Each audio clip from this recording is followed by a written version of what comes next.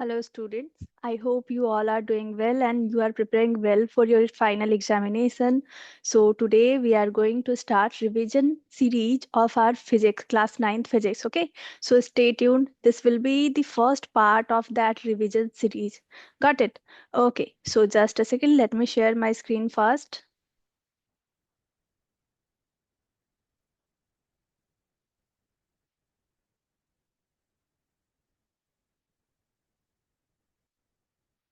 Yeah, I think it is visible. So this is our first chapter of class 9 physics, that is motion. तो आज हम लोग motion के बारे में बात करेंगे. अब मोशन के बारे में जब बात आती है तो सबसे पहले हमारा कॉन्सेप्ट इसी का क्लियर होना चाहिए कि मोशन होती क्या है. ठीक है, मोशन क्या होती है, रेस्ट क्या होती है. देन इसमें कुछ क्वांटिटीज आते हैं like speed, velocity, distance, displacement, acceleration. All we are going to cover in this part of motion. Got it? Okay, so let's start. तो मोशन को समझने से पहले सबसे पहले हमें समझना होगा कि हमारी रेस्ट क्या होती है. ठीक है, सो मैं कोई नोट्स प्रोवाइड करने वाली नहीं हूँ बिकॉज ऑलरेडी हम लोगों ने नोट्स वाइज कर रखा है इस चैप्टर को. Only we are covering this through a revision series. Got it? Okay, rest. अब देखो, सपोज कोई जो पर्सन है वो अपने सराउंडिंग के रिस्पेक्ट में टाइम के साथ अपने पोजीशन को चेंज कर रहा है. ठीक है, तो हम लोग नहीं कह सकते हैं कि वो रेस्ट में है, हम लोग कहेंगे कि वो मोशन में है. बट अगर हम किसी पर्सन को मान लेते हैं टी इक्वल्स टू 0 टाइम पे एक जगह पे खड़े देखते हैं, and T equals to T time पे, या फिर यूं कहें कि टी इक्वल्स टू 10 सेकेंड पे भी उसे उसी जगह पे खड़े देखते हैं, तो ये हमारा कॉन्सेप्ट होता है मोशन का. Okay, so rest. If anything or if a body changes its position with respect to time or observer, it is called in motion. और अगर ये चेंज नहीं करेगी तो हम लोग इसको रेस्ट कहते हैं. तो किसके किसके रिस्पेक्ट में? टाइम एंड ऑब्जर्वर, जिसको कि हम लोग सराउंडिंग भी कहते हैं. ठीक है, सो अगर हमारी कोई भी ऑब्जेक्ट है, कोई भी बॉडी है, वो टाइम और ऑब्जर्वर के रिस्पेक्ट में अपनी पोजीशन चेंज नहीं कर रही है,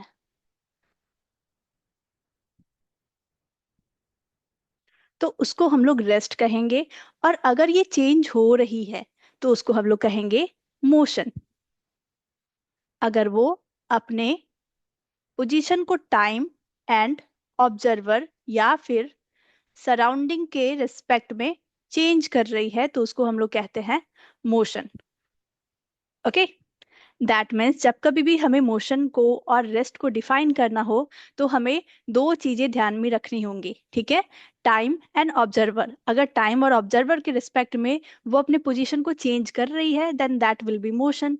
अगर टाइम और ऑब्जर्वर के रिस्पेक्ट में वो बॉडी अपने पोजीशन को चेंज नहीं कर रही है then that will be call at rest. Got it? अब ये जो पूरा पैरा है इसमें आपको यही समझाया होता है कि क्या होती है हमारी रेस्ट, क्या होती है हमारी मोशन, जिसको कि हमने दो लाइन के डेफिनेशन में देख लिया. अगर कोई भी ऑब्जेक्ट अपने पोजीशन को चेंज कर रही है विथ रिस्पेक्ट टू सराउंडिंग और time then it will be called in motion. और अगर वो चेंज नहीं हो रही है then that will be called rest. Okay,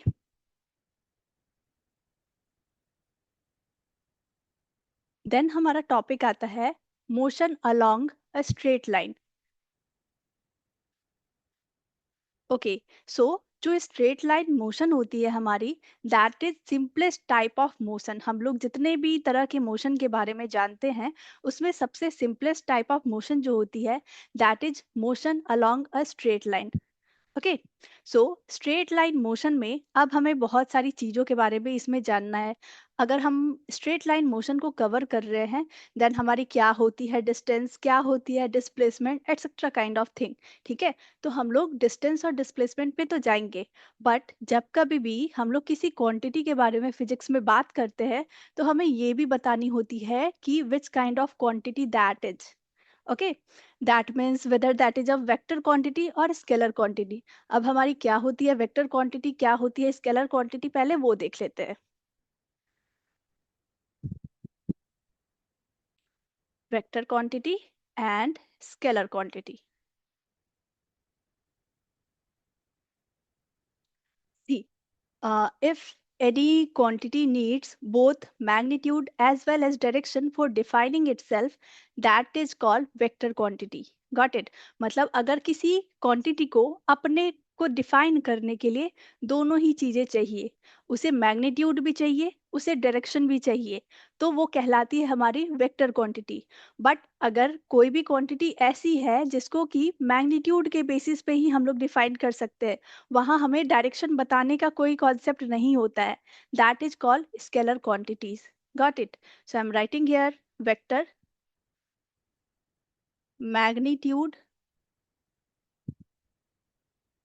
plus direction. अभी हम लोग इसके एग्जाम्पल्स को भी देखेंगे.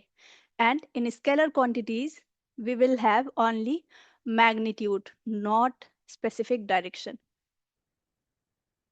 जब आप लोग क्लास 11th में इस चैप्टर को पढ़ोगे तो वहाँ एक और टर्म यहाँ पे आएगी कि जो हमारी वेक्टर क्वांटिटी होती है वो वेक्टर लॉ ऑफ एडिशन को फॉलो करती है, बट जो स्केलर क्वांटिटीज होती है वो हमारी वेक्टर लॉ ऑफ एडिशन को नहीं फॉलो करती है. इसलिए जो हमारी करंट है, अब देखो उसमें मैग्नीट्यूड भी है, डायरेक्शन भी है, तो वो तो हमारी वेक्टर क्वांटिटी होनी चाहिए थी, बट फिर भी वो स्केलर क्वांटिटी होती है. क्यों? क्योंकि वो वेक्टर लॉ ऑफ एडिशन को फॉलो नहीं करती है, इसलिए. Okay. Yeah. So what is vector quantity? Quantities which requires both magnitude as well as direction for defining itself is called vector quantity. And scalar quantity हमारी क्या होती है? जिसे कि बस magnitude चाहिए, कोई भी direction नहीं चाहिए खुद को define करने के लिए, उसको हम लोग कहते हैं scalar quantity. Now, vector quantity के examples हो जाएंगे हमारे force, displacement, जिसको कि अभी हम लोग आगे cover करने वाले हैं. Displacement, then velocity, then acceleration, etcetera. उसके बाद जैसे जैसे हम लोग क्वांटिटीज को पढ़ते जाएंगे वहां पे मैं डिफाइन करती जाऊंगी कि ये वेक्टर क्वांटिटी है या स्केलर क्वांटिटी है. बट अभी बस आपको ये ध्यान रखना है कि वेक्टर में दोनों होगा, magnitude as well as direction. Scalar में हमारी बस मैग्नीट्यूड होती है. अब स्केलर क्वांटिटी के examples like area, length, speed,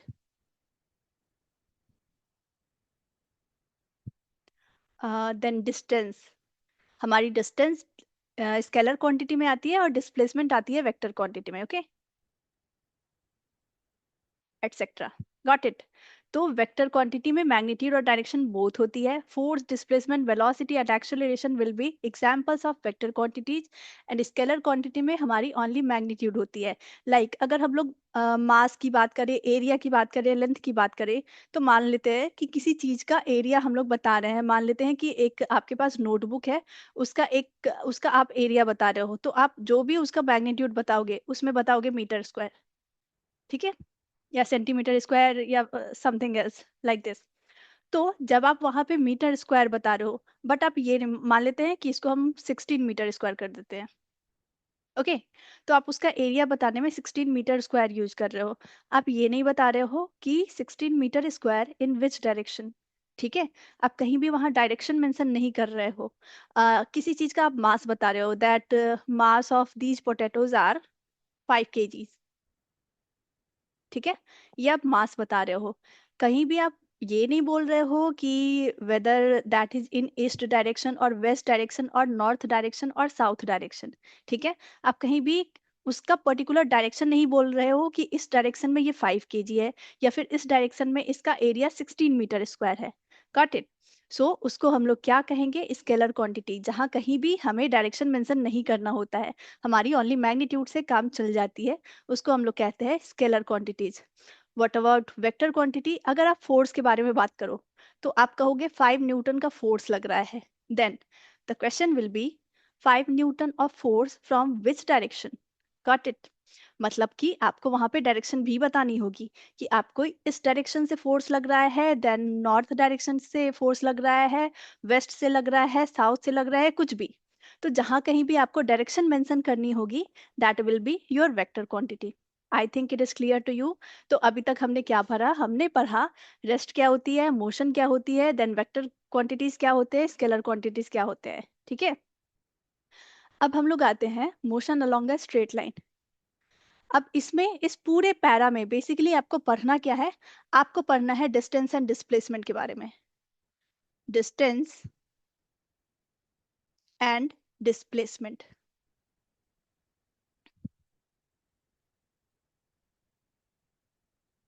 सी, जब कभी भी हमें किसी भी क्वांटिटी को डिफाइन करना होता है तो हमें तीन चीजें वहां पे ध्यान रखनी होगी। ठीक है, सबसे पहले तो उसका डेफिनेशन हमें आना चाहिए। क्वेश्चन में पूछा गया हो नहीं पूछा गया हो, आप ये तीन चीजें लिख के आओगे तभी आपको वहां पे फुल मार्क्स मिलेगी। Got it? तो सबसे पहले हमें वहां पे उसकी डेफिनेशन लिखनी होगी। देन सेकंड हमें लिखना होगा वो किस तरह की क्वांटिटी है, whether that is a vector quantity और स्केलर क्वांटिटी। देन थर्ड में हमें वहां पे लिखना होगा what is the SI unit of that particular quantity. ठीक है, उस पर्टिकुलर क्वांटिटी की एसआई यूनिट क्या है हमें ये भी वहां पे मेंशन करनी होती है। ओके, तो किसी भी चीज की डेफिनेशन लिखने आए आप लोग तीन चीजें लिखोगे। डेफिनेशन, देन किस तरह की क्वांटिटी है वो, देन उसकी जो एसआई यूनिट है that means international system of unit है वो क्या एक्सेप्ट किया गया है, दैट्स इट। ठीक है, आपको वहां पे फुल मार्क्स मिलेगी। तो डिस्टेंस, अब देखो ये इस पूरे पैरा में डिस्टेंस और डिस्प्लेसमेंट को बहुत ही अच्छे तरीके से डिफाइन किया गया है। ठीक है, तो हम लोग उसी को लेके चलते हैं। मान लेते हैं कि हमारी जो मोशन है वो स्ट्रेट लाइन मोशन है और वो स्टार्ट हो रही है इस पोजीशन से, ओ से। अब ओ पोजीशन पे ये जो हमारी एक्स एक्सिस पे डिस्टेंस दी हुई है ये किलोमीटर में दी हुई है। ठीक है, ओ पोजीशन पे वो 0 किलोमीटर थी। देन वो फॉरवर्ड डायरेक्शन में चलना स्टार्ट करती है, 5 kilometre, 10 kilometre, 15 kilometre, 20 kilometre. Then 25 kilometre वो सी तक जाती है और वो कवर कर ले जाती है 25 किलोमीटर। देन 30, देन 35, बी पे वो 35 किलोमीटर तक कवर कर लेती है। देन 40, 45, 50, 55, 60, इतने डिस्टेंस को वो कवर कर रखी है। ठीक है, उसके बाद वो फिर से बैक जाना स्टार्ट करती है। दैट मीन्स पहले तो वो ओ से सी पे आई, सी से बी पे आई, बी से ए पे आई। अब फिर से वो बैक डायरेक्शन में जाने लगेगी। ठीक है, फिर हम समझते हैं कि ए से वो अगर बी तक जाती है तो फिर क्या होगा, बी से सी तक जाती है तो फिर क्या होगा, देन सी से ओ तक जाती है तो फिर क्या होगा। अब इसके बेसिस पे हम लोग डिस्टेंस और डिस्प्लेसमेंट को डिफाइन करेंगे। ठीक है, सो हियर डिस्टेंस हम लोग कह सकते हैं कि किसी भी जर्नी के दौरान उसने जो टोटल पाथ लेंथ कवर करा है that will be your distance. जो टोटल पाथ लेंथ कवर करा है that will be your distance. Like वो ओ से सी पे जा रही है, सी से बी पे जा रही है, बी से ए पे जा रही है, तो वो कितना पाथ लेंथ ले रही है? 60। ओके, 60 उसने ले रखा है। अब वो फिर से ए से बी पे भी गई है तो ए से बी पे जाने पे 60, एंड देन ये यहाँ से कवर कर रही है 35 पे जा रही है। देन ये बी से सी पे भी जा रही है, देन ये सी से ओ पे भी जा रही है, तो अगेन वो 60 ले ली ना। So we can write 60, so this will be 120 kilometre. मैंने क्या बताया, डिस्टेंस जब कभी भी हम लोग कैलकुलेट करेंगे then it will be total path length cover. Total path length हमने जो भी कवर करा है that will be your distance. Got it? अब डिस्प्लेसमेंट क्या होती है देन? सी, जब ये फॉरवर्ड डायरेक्शन में आगे बढ़ रही है, ओ से सी पे जा रही है, सी से बी पे जा रही है, बी से ए पे जा रही है, तो ये फॉरवर्ड डायरेक्शन में इसने डिस्टेंस इसने जो भी पाथ लेंथ कवर करा है दैट इज 60 किलोमीटर। अब फिर से ये बैकवर्ड डायरेक्शन में भी जा रही है और अभी जस्ट हमने पढ़ के आया है कि डिस्प्लेसमेंट किस तरह की क्वांटिटी है। Displacement is a vector quantity and it depends on direction also. मतलब ये बैकवर्ड डायरेक्शन में भी जा रही है, तो यहाँ पे हमारी जो बैकवर्ड डायरेक्शन होगी वो उतना माइनस करते जाएगी। ठीक है, तो 60 इसने पॉजिटिव भी चला है और 60 इसने नेगेटिव भी चला है, तो हमारी डिस्प्लेसमेंट क्या हो जाएगी? That will be zero. Got it? So हमारा इनिशियल और फाइनल पोजीशन अगर सेम हो जाए तो हम लोग कहेंगे कि वहां पे जो हमारी डिस्प्लेसमेंट है that will be zero. Got it. मतलब हमारी डिस्टेंस क्या होती है? डिस्टेंस हमारी होती है total path length covered and displacement is the shortest path length cover. अब मान लो आपको एक बहुत ही लंबी जर्नी तय करनी है। अब क्या करोगे आप? वहां पे उसका शॉर्टकट ढूंढोगे कि हम कौन से शॉर्टकट रास्ते से पहुंच सकते हैं। तो वो जो शॉर्टकट रास्ता है आपका, that will be your displacement, and वो जो लॉन्ग कट रास्ता है उसका, that will be your distance. ठीक है, तो ये डिफरेंस होती है हमारी डिस्टेंस और डिस्प्लेसमेंट के बारे में। मैंने क्या क्या डिफरेंस बताया? Distance is the total path length covered by the body, displacement is the shortest path length covered by the body. Then हमारी डिस्टेंस किस तरह की क्वांटिटी है?